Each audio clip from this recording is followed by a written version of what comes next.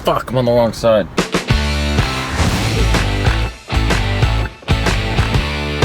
Hello people, I'm Jaby Koay. This is my guest, Achara Kirk. Hi. Guests in my car.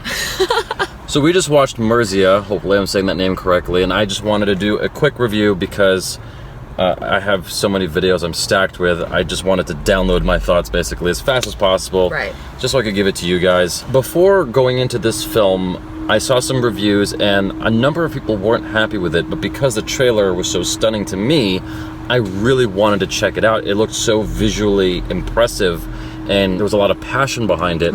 So I thought, let me give this a shot anyway. There have been movies that didn't receive good reviews that I ended up liking anyway. Let's go over the story real quick a little bit. What you have is basically star-crossed lovers. Yes. In the main story, they fall in love with children. Yeah. And they end up getting separated, but then the boy becomes a man and finds his way back into the now woman's life. Yes. Except now she's betrothed to a prince. Right, exactly. And so that's about as much as I'll say for now because I want to keep this as spoiler-free as possible until noted otherwise. So... But there's also a backstory with an element of destiny. So I'm all for stories that kind of have parallel things going on between the past and the present so as to represent kind of poetically things going on because it's almost like one story informs the other, or just seeing the sort of parallel and symmetry there's something beautiful about that. And I love the movie The Fountain, which is about these two lovers who, sorry, we're doing this in the theater garage, so it's going to be a little bit noisier than usual. I have no control over this environment. Yeah. In The Fountain, it was about two people who were in love, and you saw three different stories about the same two people. Right. I'm trying to think of other stories. Oh, Dead Again is another great story about two people who were in love. They got separated because of something bad that happened, and then they find each other in the next lifetime.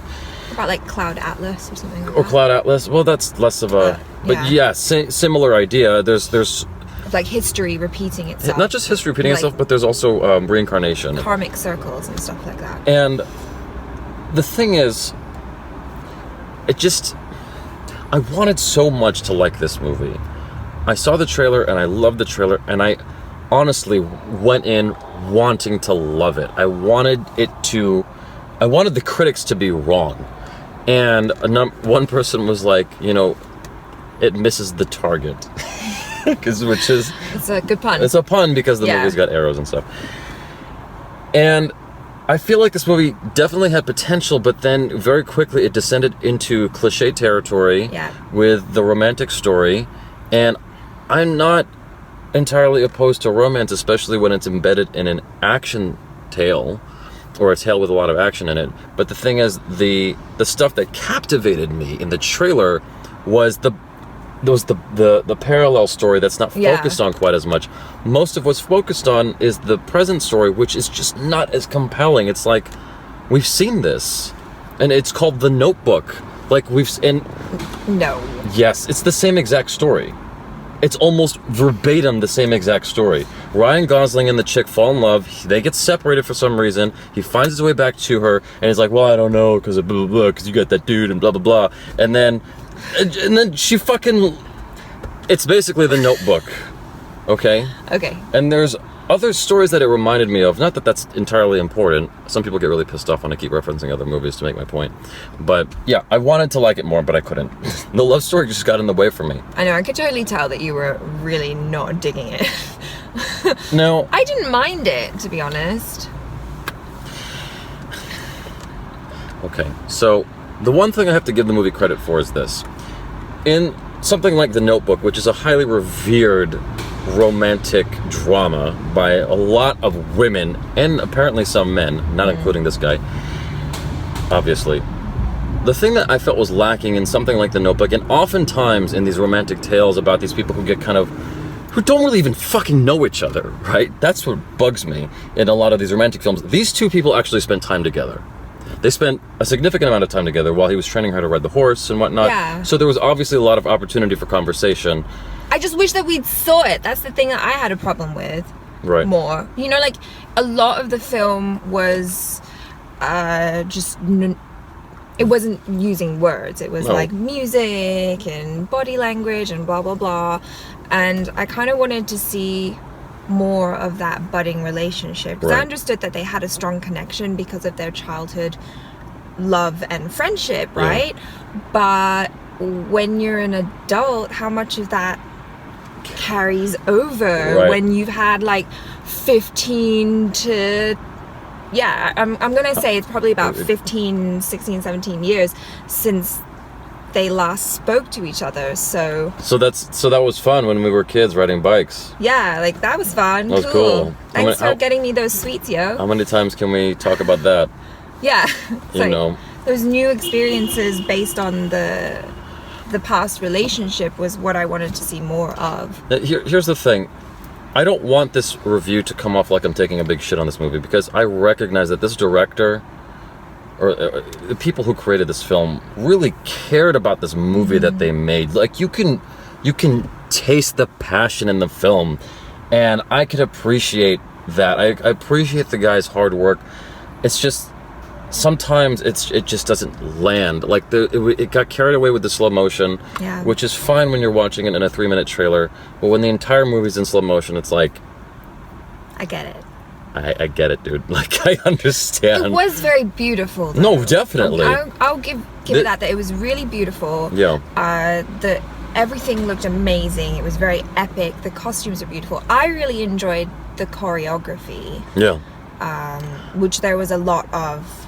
You mentioned that it felt like a Greek drama. It did feel like a Greek drama because of the music elements. Because the thing is, the story. So you have the two parallel stories, right? But then the present day story is being retold in this village with all these people, and it almost feels like a chorus. Yeah. Of like a Greek chorus. A Greek chorus. Yeah. So, but the dancing I found was very evocative, and I love that type of dancing. So this director clearly loves the Wachowskis, because it felt just like the dance sequences out of Matrix Reloaded.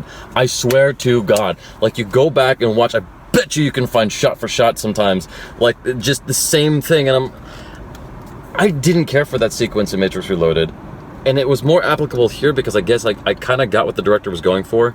But at the end of it, I just didn't see the point of the parallel stories.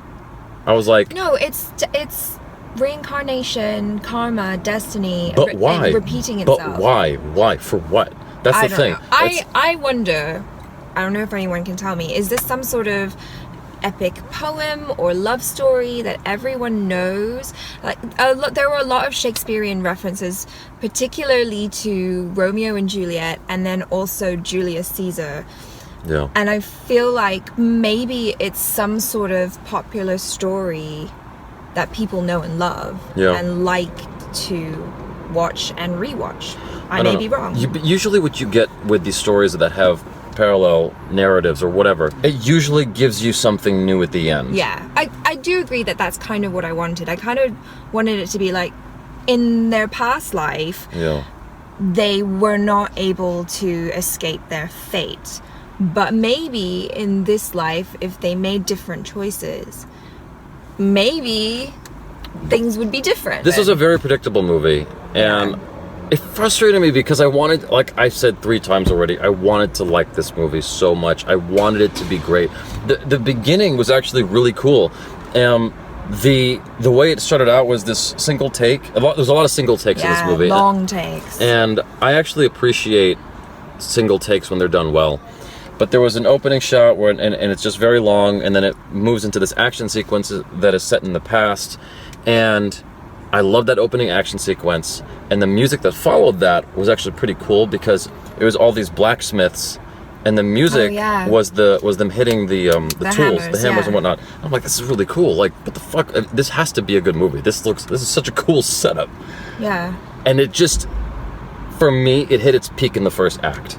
Yeah. It was very theatrical. A lot of elements from it reminded me of going to theater, like that hitting the anvil, and a lot of the choreography and dance and stuff like that. It felt more like a play sometimes than a movie. There were certainly moments that were beautiful in this film that I felt inspired by, I guess you can say. And I would definitely check out this director's other work. I think that he's talented. I don't know if he wrote the script as well, but I would definitely check out his other films. I heard that he's done other films that are really, really, really good. I just haven't seen them yet. So I'm definitely intrigued. So my hope is that this director doesn't just become a Terrence Malick, and that he is able to marry his beautiful vision Visuals, with great stories going forward. This just didn't work for me. I would have liked this movie a lot more if it just stayed in the past. Yeah. Personally, I thought that was way more interesting what they had going on there. We were so confused when like it suddenly went from the past to the present, and then you were like, wait, is this the past? And I'm like, but he's wearing jeans. Right. I'm super confused. Well, the thing was, I couldn't tell how many eras there were. I realized, there are two main stories here, and then there's the Greek chorus in between that's set even further into the future.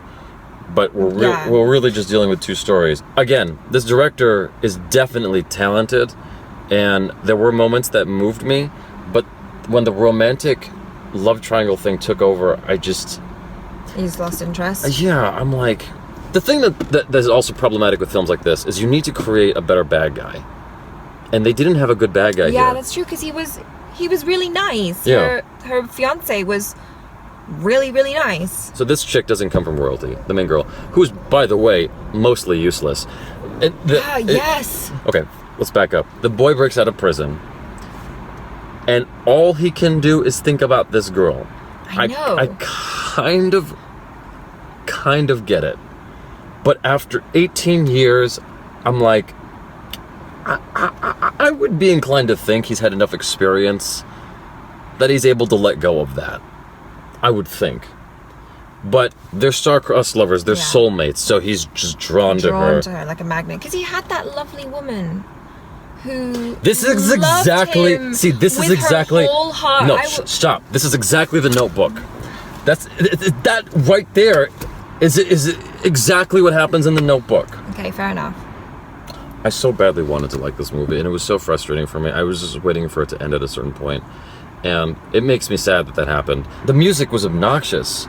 I didn't mind the music. I thought... I wanted to like the music too. Like, the music actually had me... At the first 20 minutes of the movie had great music. And then it wouldn't go away. You know? Yeah. But I thought it was good in terms of the music itself on its own. Those instrumentals? Yeah. Okay, fine. They're good. But the guy singing, he was cool for the first 20 minutes, and then he wouldn't go away.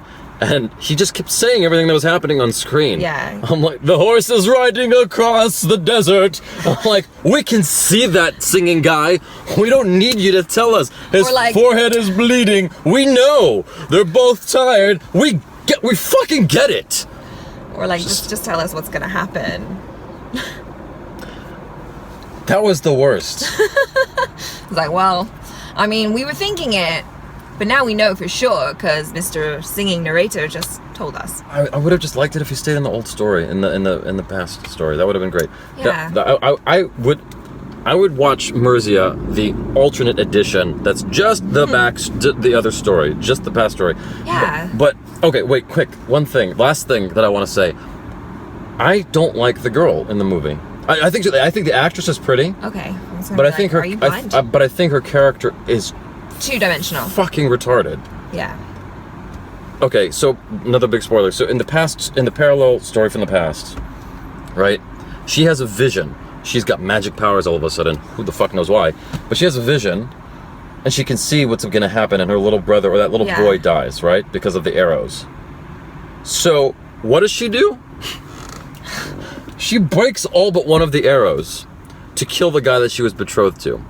Instead of going, hey, boyfriend, man, my lover.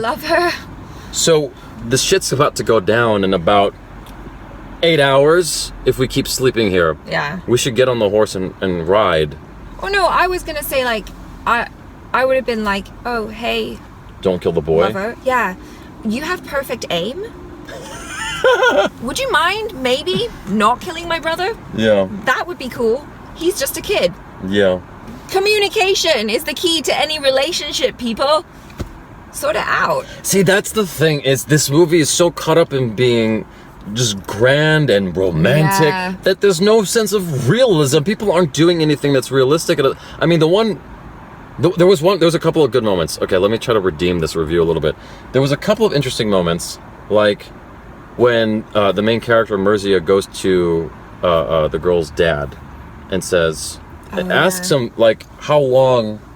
But see, it didn't complete itself. It's still like, oh, there was just these little things that were, these holes missing. Because he goes, how long should a boy be responsible for killing someone? By the way, he killed someone when he was a kid. That's why he goes to jail. Yeah. So, how long should a boy be responsible for a crime he committed as a kid? And to me, that was cool because he's still holding on to the fact that he killed somebody. Yeah. But then, very quickly, that goes away and it doesn't matter anymore. Because he's talking about being betrothed to the girl. Yeah. I'm like, where's your conscience, dude? Like, that wasn't resolved. And it could have been a cool thing because oftentimes movies just kind of abandon this thing. Yeah. Whereas now he seems human because he still holds on to this fucked up thing he did as a kid that he didn't know what he was doing. But, okay, what I was trying to get to was the dad, the father actor, I liked him. I thought he was a good actor.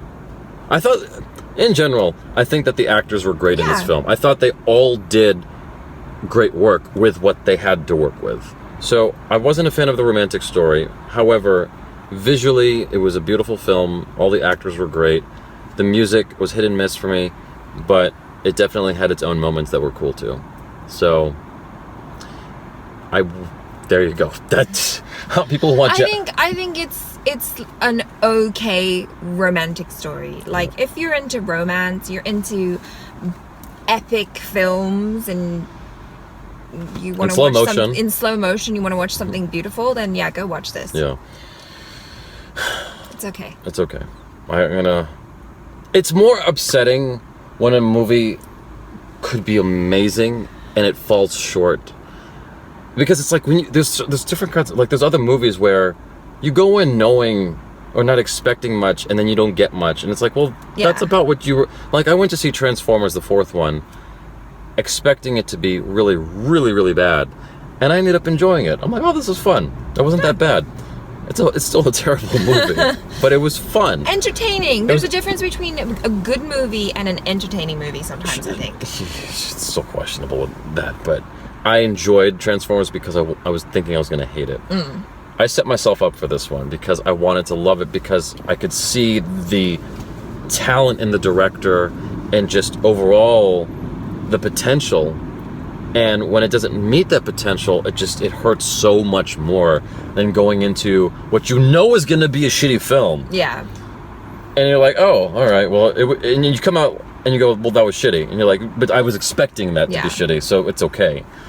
Well, I think that's why maybe I didn't find it as terrible, because I hadn't seen the trailer. You had zero expectations. I didn't know what to expect. I was just like, okay, cool, let's go watch this thing. And I often really enjoy going to films that I know nothing about and watching them, because then oftentimes I'm pleasantly surprised. Yeah. Anyway, that's it, you guys.